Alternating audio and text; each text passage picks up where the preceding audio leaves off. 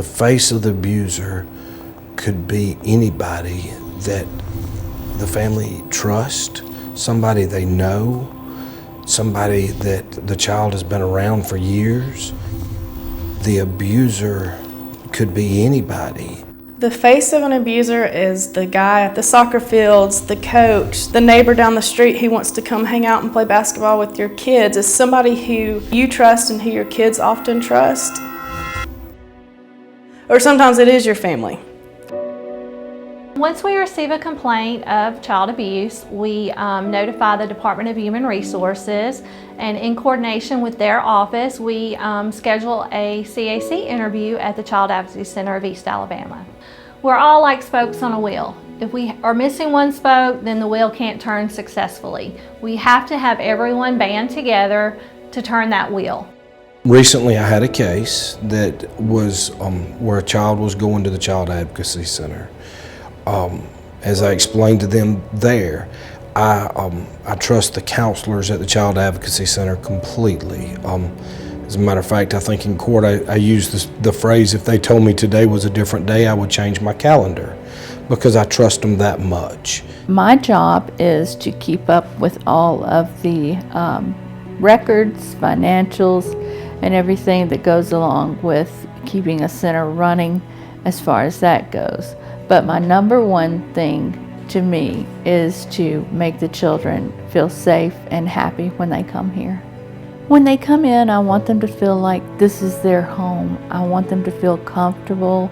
They all gravitate towards the big bear, and it's like I want to put a big warm blanket around them and let them know there's healing here. I work with kids. Usually I have them from 3 years old all the way up to 18, all in between. We have a room for the younger kids with a lot of toys, a lot of teddy bears, puppets, things like that, ways for them to express themselves. We have another therapy room for the older teens where we do more talking because they are able to express themselves verbally better than the kids. What are those? Tricks. Stunts. The children that come into the Child Advocacy Center are traumatized, they've been abused or neglected, or they've witnessed a violent crime. They come through the doors, they're scared, they're nervous, they don't know what to expect. When I greet them, I try to make some sort of small talk and introduce them to the surroundings here. Once we get into the interview room, the interview itself is an objective interview. It's done in a developmentally appropriate way. I am currently in the observation room. It is actually right next door to the forensic interview room where the interviews are conducted with the children. Over here, it's the observation room. I have a computer screen where I can see the children being interviewed next door, and I also have a microphone where the person has an earpiece that they can hear me ask questions or additional questions or information that I might need from the child.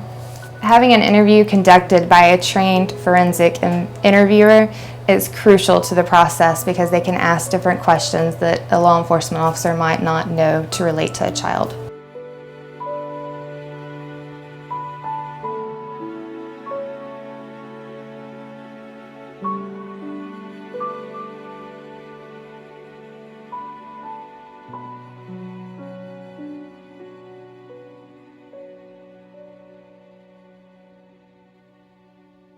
The fact that we ask these kids to go to a place and reveal private information that hurts their self-esteem and has destroyed them emotionally, the surroundings at the Child Advocacy Center are set up so that they feel at home.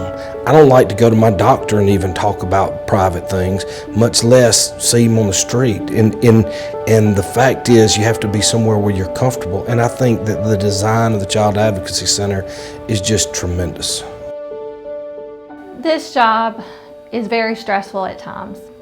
These types of investigations weigh very heavily on your heart, and to be able to be involved and investigate these cases takes special people, people that are willing to fight for the kids.